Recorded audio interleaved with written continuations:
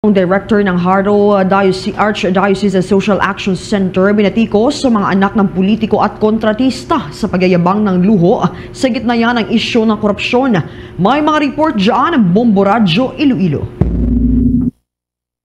Tinawag na iskandaloso ng Social Action Director ng Archdiocese of Haro ang labis-labis na pagpapakita ng kayamanan. Ito ang naging reaksyon ni Monsignor Meliton Oso kasabay ng pambabatikos ng mga netizen sa mga anak ng politiko at mga pribadong kontraktor na nagmamayabang sa social media ng kanilang marangyang pamumuhay. Sa panayam ng Bombo Radio kay Oso, sinabi niya na hindi masisisi ang publiko kung bakit pinupuna ang mga tinatawag na Nepo babies o ang mga anak ng mga mayayamang personalidad na nakikinabang sa posisyon o koneksyon ng kanilang mga magulang. Paalala ni Oso, imbis na gastusin ang pera sa mga mamahaling gamit, mas mainam sana kung inilaan ito sa mas makabuluhang bagay tulad ng edukasyon ng mga mahihirap. Matandang nagsimula ang pagpuna ng netizen sa mga Nepo babies matapos ipinag-utos ni President Ferdinand Marcos Jr. ang lifestyle check sa mga opisyal ng gobyerno matapos matuklasan ang mga anomalya sa mga flood control projects.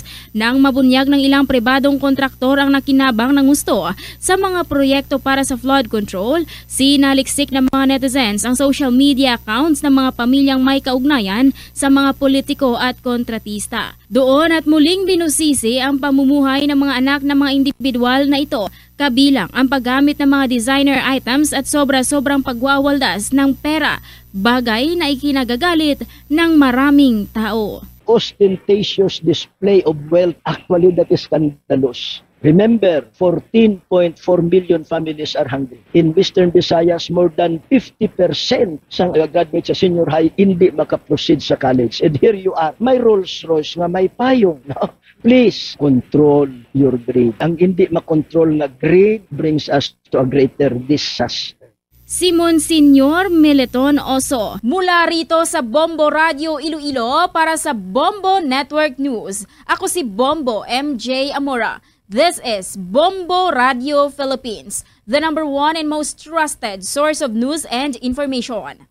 Basta Radio, Bombo! For the most trusted source of news and information, visit our website at www.bomboradio.com. Follow us on Bombo Radio mobile app, Facebook, YouTube, TikTok, and X, formerly Twitter. Like, share, and stay connected. Anytime, anywhere.